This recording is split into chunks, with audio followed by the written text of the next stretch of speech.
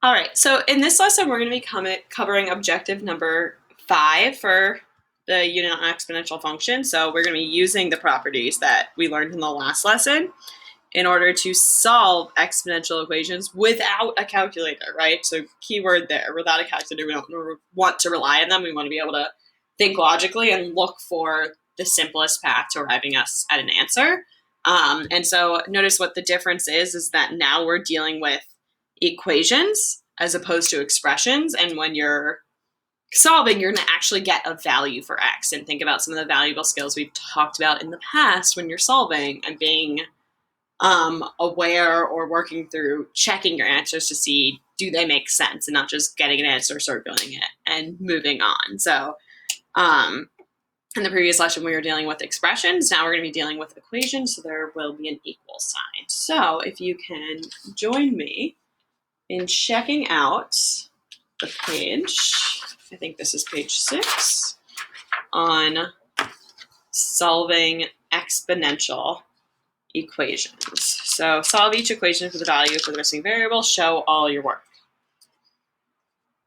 So when we're dealing with solving exponential equations, we want to think that we want to get the two parts equal, right? We want them to look the same so that we're able to actually solve this. And keep in mind, there's a variety of different ways to do this. I'll show different ways on several of them. But if you can think of a different way other than what I did, and it's arriving you at the same answer, you're probably fine, but you're more than welcome to ask. So what I'm going to do here is these two sides are equal. I want to change how the right side is expressed to make it have a base of 4. And if you remember, one of our properties was anything to the 0 power is 1. So I haven't actually changed anything. I've just changed how it looks, how it's appearing to us. So, it's annoying me. Oh, wrong turn. Now that they are equal, if you have two equal expressions and the bases are the same, the exponents have to be the same. So I can look at this, I can ignore the bases and say 2x plus 3 has to equal to 0. And then you have a two-step equation that you're probably fairly familiar with solving, and we're going to get that x equals -3/2. Another way to think about it, and one that was brought up in class the other day, is, well, what if I multiplied both sides by 4?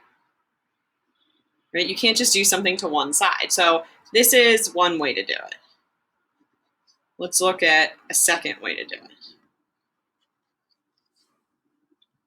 If you multiply both sides by 4, you're going to get 4 times 4 to the power of 2x plus 3 equals 4 times 1, which is 4. Right, so now you have 3 pieces of this, and notice this is not 16. I cannot just do that, right? But this is 4 to the first. And one of the properties we did learn was that when you have the same base, you can add the exponents. So I have 4 to the power of 2x plus 4 equals 4 to the power of 1. And then very similar to how I just approached the first one, two expressions that are equal. Their bases are the same, so the exponents must be the same. If you subtract 4, you get -3, divide by 2, and oh, look at that. You still get -3/2. So right, so just looking at it from two different ways. It's not a terrible idea. Whoa. Got too aggressive. It's not a terrible idea to try to check your solutions. I'm not going to do this for every single one, but I don't think it's a bad habit to get in, whether it's this unit or any math that you're doing, to walk through your answers. But if you're thinking about it, let's start from the beginning. 4 to the power of 2 times -3/2 plus 3 is 4 to the power of 2 times -3/2 is -3 plus 3 is 0, which is 1. So that is correct, right? So just to do a quick check. Awesome. Let's keep going. So for number 2, again, 3 to the power of 1 minus 2x equals 3 to the 5th. And I know some of us were asking about memorizing these. And as I said, like, the more you work with it, more you work with these exponents, the more that it's something you'll become familiar with. And then some of it you might need to guess and check and just think through, okay, so let's see, like, 30 times 3 is 9, times 3 is 27, times 3 is 81, times 3 is, 2, right? Like, you do have the ability to guess and check. It's not going to be out of control numbers that you can't work with. 1 to the power of 2x equals 5. I don't know what I just said, but since their bases are equal, their exponents have to be equal, so we can ignore the bases for now. And then set the exponents equal to each other and solve. So if I subtract 1, negative 2x equals 4, so x has to be negative 2. And then again, just like I did for the one before, I think it's a good habit to check. So 3 to the power of 1 minus 2 times negative 2 is 3 to the power of 1 plus 4, which is 3 to the power of 5, which means that we did this correct. Right? And if you're not sure, like, 3 times 3 times 3 times 3 times 3, you can think, well, this is 9, and 3. And you'd be like, okay, that's 81 times 3. And then that is a reasonable one for you to work out. Like, break it into pieces if you're not confident with that, and you'll see that it's 243.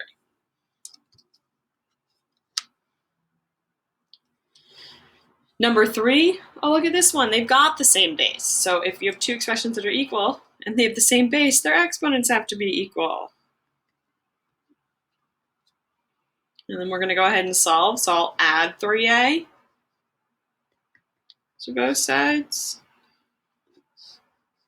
That's just going to give me a equals 2. And then let's check this out. 6 to the power of negative 2 times 2. Is that the same thing? Here, I should write check. As 6 to the power of 2 minus 3 times 2. 6 to the power of negative 4. Is that equal to 6 to the power of 2 minus 6? Which is 6 to the power of negative 4. So yes. If you had a different approach to this, I don't really know exactly what it could be, but let's say you divided both sides by one of them and subtracted the exponents. I mean, you can do that. I don't know that that's the most efficient way of doing it when you're going something like this, but I'm sure there's different approaches. So you're more than welcome to try one, find one out. Let's keep going. Number 4. So here we're going to use one of our properties. When you multiply in the same base, we're going to add the exponents. 3m minus m, right, or plus a negative m if you want to think about it like that, equals 6 to the negative 2m. Same base, so I can set the exponents equal to each other. This is going to give, what is that, 2m equals negative 2m. Oh, this is interesting. If I add 2m to both sides, I'm going to get 4m equals 0, so m has to be 0. Why don't we check that out? 6 to the power of 3 times 0 times 6 to the power of negative 0 equals 6 to the power of negative 2 times 0. Oops, sorry, I didn't realize it was out of the screen. My fault. That's a 0. So let's see. This is 6 to the power of 0 times 6 to the power of 0. Pretty sure that's 1. Equals 6 to the power of 0. Also 1.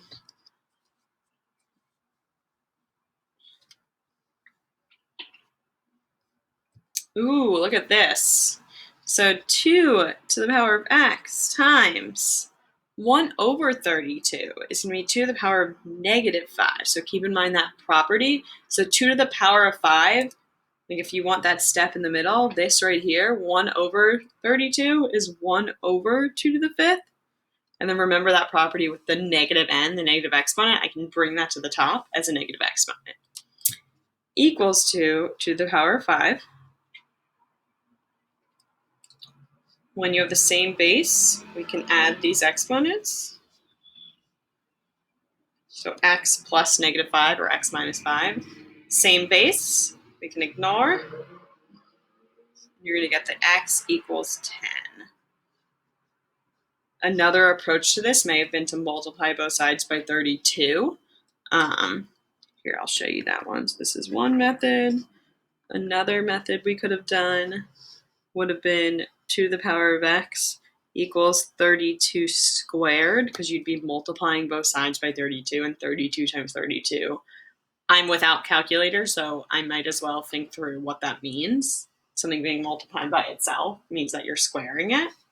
And then 2 to the power of x equals 32 is 2 to the power of 5 squared.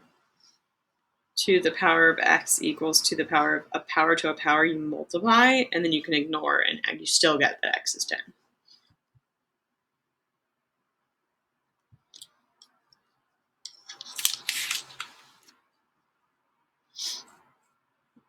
Okay, so let's look at this one. So I've got 3 bases. I'm going to write them down, 81, 9, and 27. I can make 81 have a base of 9, but I can't make 27 have a base of 9. So you've got to look at, they're all going to have to be changed. So their common base is actually going to be 3. This will be 3 to the power of 4. This will be 3 squared. And this is going to be 3 to the third. So I'm going to change all of them. So 81, 3 to the power of 4, times 9, 3 squared, times negative 2b minus 2. I like to write it like this because I don't want to forget to distribute this 2, equals 3 to the power of 3. So now we do have a common base. 3 to the 4th plus, and then I'm going to distribute this, negative 4b minus 4. So I just did a lot in one step, equals 3 to the 3rd. So I can now ignore the bases, right? So these 4's are actually going to cancel. 4 minus 4 is 0. So I've got negative 4b equals 3. So I canceled and ignored the bases, and then b is going to equal to negative 3/4.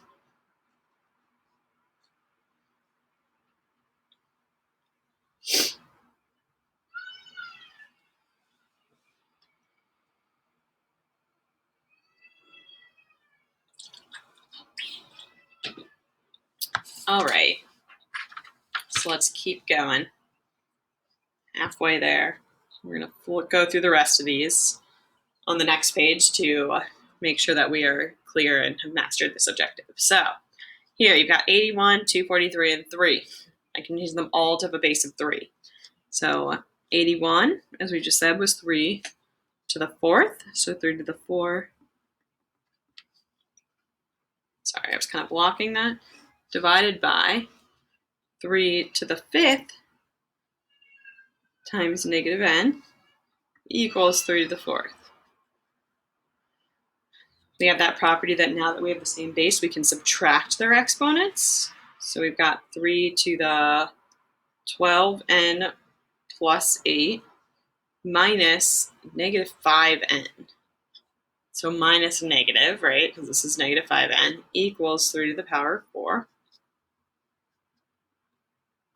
So this is like a plus. So you got 3 to the power of 17n plus 8 equals 3 to the 4th. Same base, so let's go ahead and ignore the bases and solve. So subtract 8, 17n equals negative 4. So n is going to equal negative 14/7. Very nice number answer.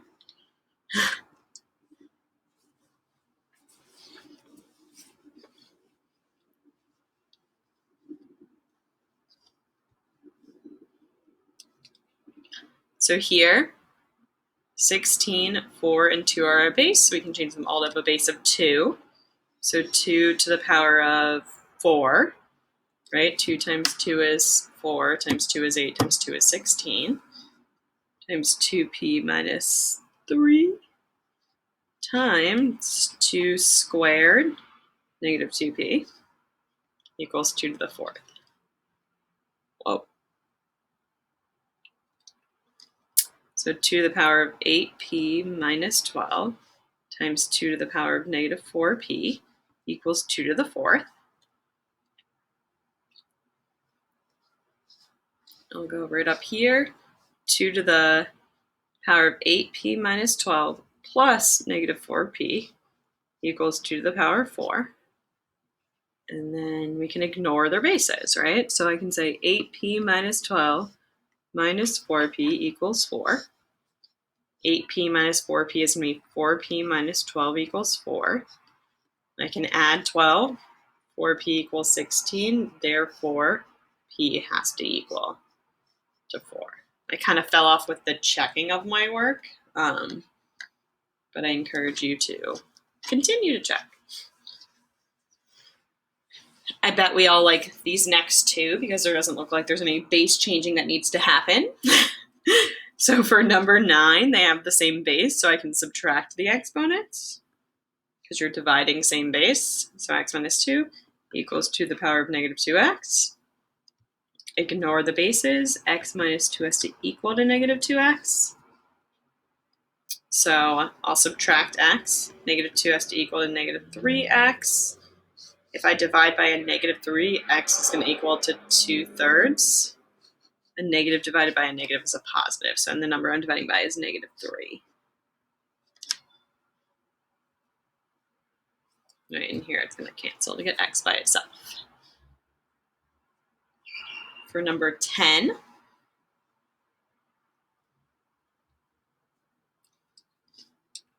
you have 4. Oh, I probably don't need to rewrite this, do I? They have the same base, as I said. So if they have the same base, their exponents have to be equal. I'll add this 2p to both sides, so I don't have to deal with a negative. So it's going to give us 4p equals negative 1, therefore p equals negative 1/4.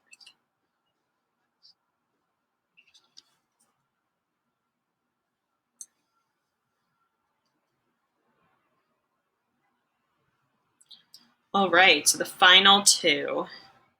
Let's see. 216 is 6 to the power of, we can check it out. 6 times 6 is 36. What is 36 times 6? 6 times 6 is 36. 6 times 18, 19, 20, 21. So that's 216 is 6 to the power of 3, right? And so that easily we can check it out. You don't necessarily have to have them memorized. Just think logically. Here we have to add the exponents. So 6 to the power of negative 2x plus negative x is going to be negative 3x equals 6 to the power of 3. Oh, sorry, negative 3, right? So 1 over 216 would be 1 over 6 to the third, which would be 6 to the power of negative 3. So negative 3x has to equal negative 3. Therefore, x has to equal positive 1.